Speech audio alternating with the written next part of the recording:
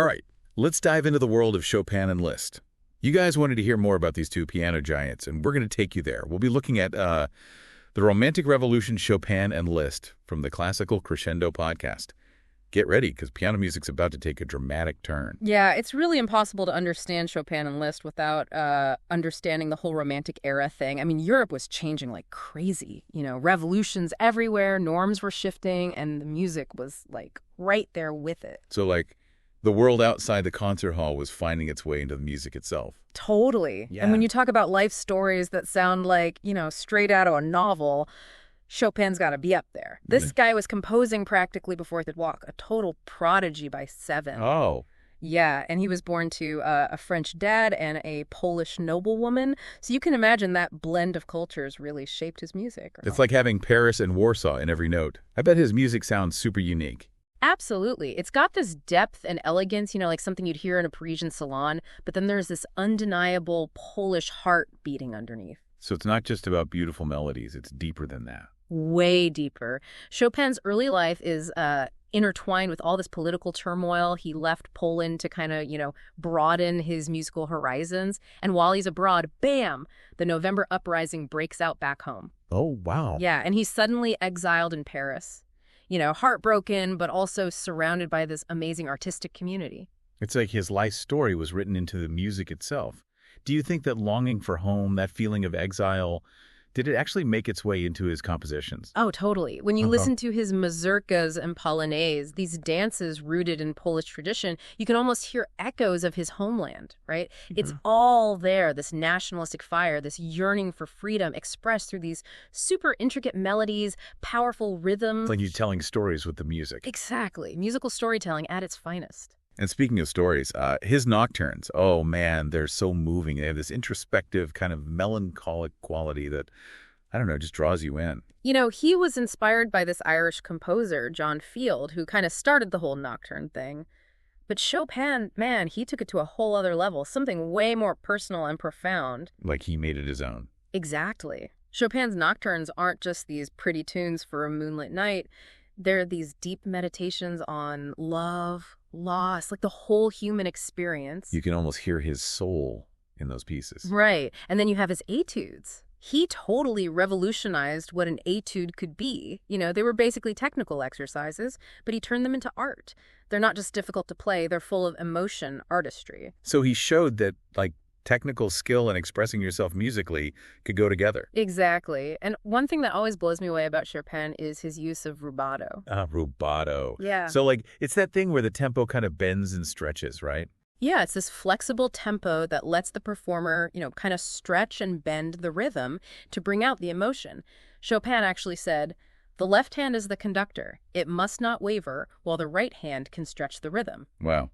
So the left hand keeps it steady, but the right hand, it gets to, like, play with time. Exactly. And this is where we see Chopin embodying the whole romantic spirit, you know, pushing those boundaries, valuing individual expression over those rigid rules. But rubato wasn't just about tempo. His harmonic innovations, the way he used unexpected chord changes, that added a whole new dimension to piano music. The way he uses harmony is just captivating. Like he's painting with sound, these rich, colorful textures that, you know, you just wouldn't have heard before. And then there's his relationship with George Sand. What a fascinating woman. Oh, she was amazing. A novelist who really challenged the norms, wearing men's clothing. Their relationship, it was kind of scandalous back then. Definitely raised some eyebrows. But for Chopin, she was this incredible source of support, especially when they were in Majorca, where he composed some of his most powerful works, like, you know, the Raindrop Prelude. The Raindrop Prelude. Right. It's a piece that really captures his whole style, lyrical, melancholic, deeply personal. I wonder how much of his music was shaped by that relationship. That's the million-dollar question, isn't it? And, you know, to add another layer, he composed the Raindrop Prelude while he was struggling with his health. Makes you think, did his awareness of, you know, fragility and maybe even mortality deepen the emotion in his music? It definitely adds another layer to it.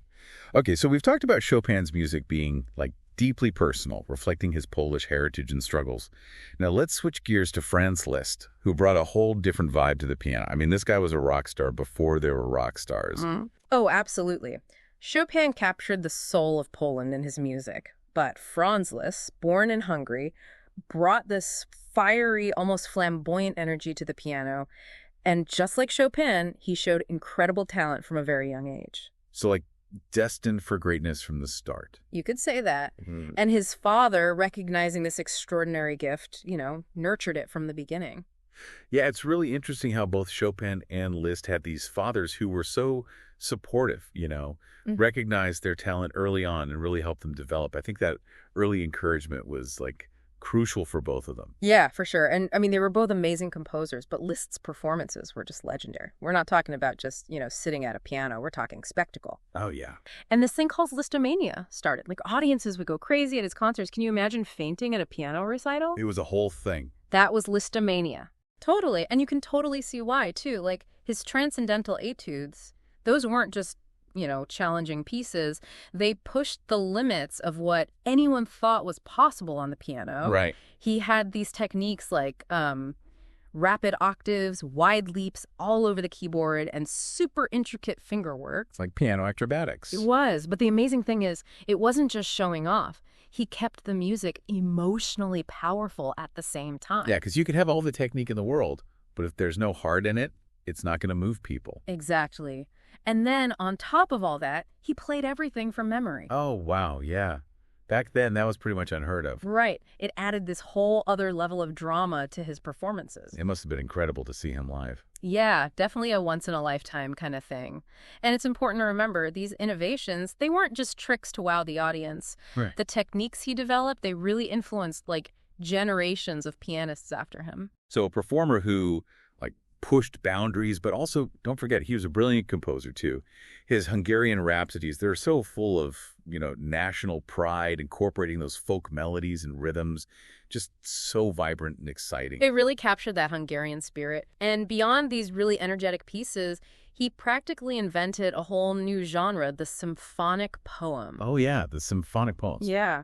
These were single-movement orchestral pieces that told a story, all through music. Some of his most famous ones are Les Préludes and Hamlet. So orchestra music that's like a movie soundtrack almost. Kind of, but, way before movies were even a thing. And he was also known for his amazing piano transcriptions of orchestral works. So he was bringing the orchestra to people who couldn't always go to a concert hall. Exactly. It made these grand compositions accessible to everyone, and it showed, just how versatile that piano could be. I love how he was always innovating, not just how he played, but also how he thought about composing itself. So he was pushing boundaries with his performance style, but was he doing the same thing with his compositions too? Harmonically pushing those musical boundaries. Oh, absolutely. One of the key things about Liszt is that he was like this bridge between the music of his time and the future. His harmonic experimentation, especially using chromaticism, that's where he uses notes outside the typical scales, it really foreshadowed what would come later in music. Chromaticism, yeah, I've heard that word before, but I'm not really sure what it means, music. What did that sound like? So basically, chromaticism adds a ton of color and richness to the music, but it can also create this feeling of tension, even a little bit of unease. Okay. It's like if you were painting and you started adding in these splashes of unexpected colors. I get it. It's like adding spices to a recipe. It changes the whole flavor. Exactly. And Liszt was a master at using these unexpected colors to make his music super dramatic and emotionally deep. So he was kind of breaking the rules of what harmony was supposed to sound like. He wasn't afraid to shake things up. And his personal life was just as dramatic and unconventional as his music. I mean, he had this passionate relationship with Countess Marie de Guth, whose daughter ended up marrying Wagner. Whoa, hold on. The daughter of Liszt's lover married Wagner. That's some serious musical family drama. Yeah, it's a whole story. And then there's Princess Caroline Zusane Wittgenstein, another huge part of his life. So he was romantically involved with both of these women. Yeah, it was pretty complicated. But, to make things even more interesting, Liszt became really religious later in life. He actually took minor orders in the Catholic Church, even became Abbé Liszt. No way. So from rock star pianist to, a man of the cloth. Yeah, it was quite a transformation. And, the spiritual side of him really came out in his music, too. He started composing all these sacred choral works like the Acresis and Missa Choralis. So his music kind of mirrored his own life, from super flamboyant virtuoso to this devout abbé. What a fascinating guy. So, okay, we've got these two musical giants who both revolutionized the piano in totally different ways. But what about their relationship with each other. I mean, they were both at the top of their game, Yeah. the rock stars of their time. Well, it's a bit of a complicated story. They definitely respected each other's talent, acknowledged each other's contributions to the piano world. Yeah, I mean, there weren't too many people on their level, right? Exactly. But their personalities and even their artistic approaches were so different, it kind of inevitably led to, well, some tension. I could see that. Chopin, he was like this introspective poet, drawn to intimacy and subtlety. And then you have Liszt, this charismatic showman, embracing, grandeur and spectacle. It's hard to imagine them hanging out. It would have been quite the scene. I mean, there are even stories about Chopin criticizing how Liszt played his pieces, feeling like he just didn't get the nuance, Oh, really? Yeah, like Liszt was missing the intimacy that Chopin intended. So maybe there was a little rivalry, a bit of a jealousy even. It's possible. But maybe all that friction, that clash of personalities and styles, it actually pushed them both to, refine their own unique voices. Yeah, sometimes a little competition can be a good thing. Right. And despite all the differences, they definitely influenced each other. Liszt actually transcribed a bunch of Chopin's work for the piano. And if you listen closely, you can hear echoes of Chopin's harmonies and melodies in some of Liszt's own pieces. Like they were having this musical conversation back and forth. Totally. Even if they weren't always, on the same page, it just goes to show that the most interesting relationships are often the ones with a little push and pull. Right. I love how their contrasting styles really highlight, just how diverse the Romantic era was. It wasn't just one thing. It was this whole spectrum of approaches to music. Absolutely. It was all about individual expression and finding your own voice. So when we talk about their contributions to piano music, it's important to see how they each left their mark in such different ways. Technically, Chopin was all about legato playing, that smooth, connected style. And he came up with all these new fingering techniques to bring out the singing quality of the piano. He really made the piano sing. Yeah. And Liszt, he took those technical demands to, another level, pushing the instrument to its limits with those super fast octaves, complex chords, all that dramatic contrast. For Liszt, it was about showcasing the full power and virtuosity of the piano. Look what this instrument can do. They were both masters of, conveying emotion through music. But again, in such different ways. With Chopin, you get this feeling of introspection, full of longing and a sort of melancholic beauty. It's almost like you're listening in on his private thoughts. Yeah, it's very intimate. And then with Liszt, it's this feeling of grandeur, this striving for something beyond the everyday, almost a kind of spiritual contemplation. Their influence on pianists and composers who came after them is just huge.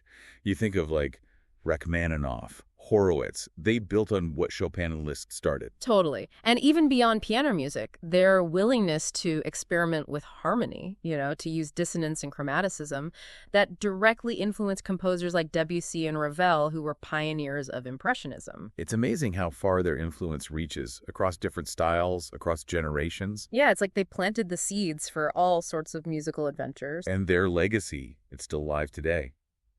Sure. Chopin's music is played all over the world. It's like a core part of being a pianist. And in Poland, he's a national hero. Right, like a symbol of their culture. And with Liszt, his legacy lives on every time a pianist takes on one of those super challenging virtuosic pieces. Yeah. His impact on how we think about piano performance is huge. And he was an amazing teacher, too. He shaped so many pianists through his masterclasses and his support for young musicians. He really wanted to pass on his knowledge and passion to the next generation. And then there's his exploration of, the symphonic poem and thematic transformation, where a musical idea kind of develops throughout a piece.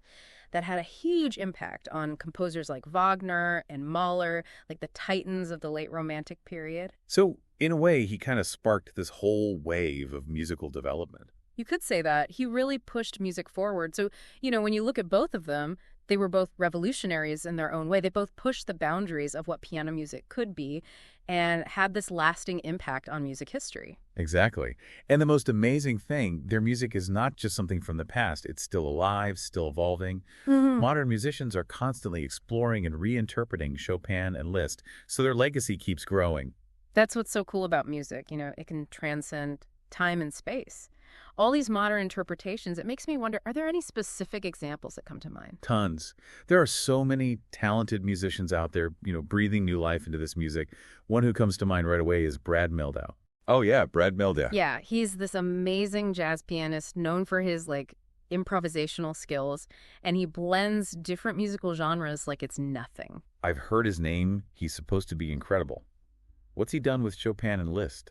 Well, he's taken some of Chopin's most famous nocturnes and preludes and turned them into these crazy jazz improvisations. Oh, wow. It's really wild to hear how he keeps the essence of those Chopin melodies, but adds all these layers of harmonic complexity and rhythmic drive. It's not just straight up Chopin anymore. It's like he's having a conversation with him musically, Yeah. riffing on his ideas. Exactly. And it's not just jazz musicians who are finding inspiration in these guys. You have Nico Muhly, this contemporary classical composer. He wrote a piece called Chopin, the Four Rotations, for, get this, 2 pianos and electronics. 2 pianos and electronics. That sounds really cool. It's a trip. He takes these little bits of Chopin's music and then, manipulates them electronically, creating this swirling, hypnotic sound world. So it's still Chopin, but Yeah. reimagined for the modern world. Yeah, it's this unique listening experience. Familiar, but totally new. I love that. So we've got jazz interpretations, electronic manipulations, anything else. Any other surprising reinterpretations out there? Don't forget about dance. There's this choreographer, Christopher Wheeldon. He did a ballet called After the Rain, set to music by Chopin and Arvo Pärt.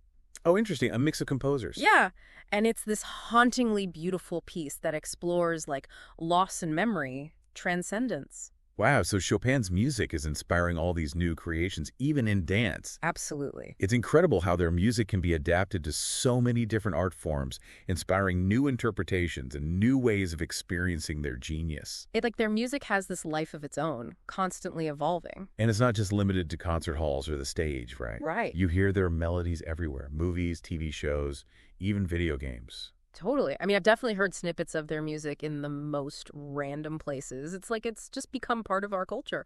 Yeah. It's like it's in our DNA at this point. It really is a testament to how powerful this music is. I mean, it goes beyond cultures, beyond languages, even beyond time. I think it's because it speaks to those, universal emotions. Joy, sadness, love, loss.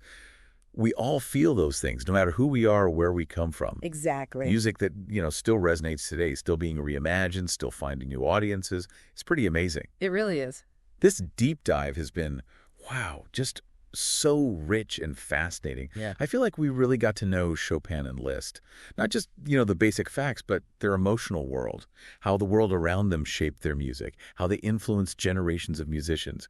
We even imagine what they'd think about the world today. It's been awesome exploring these musical giants with you. And for everyone listening, this is just the beginning of your journey with Chopin and Liszt. Don't just listen to their music, really engage with it. Totally. Put on your headphones, close your eyes, and let the music wash over you. Pay attention to the details, those melodies, how the harmonies move, the emotions they create. Yeah, ask yourself, what story is the composer telling?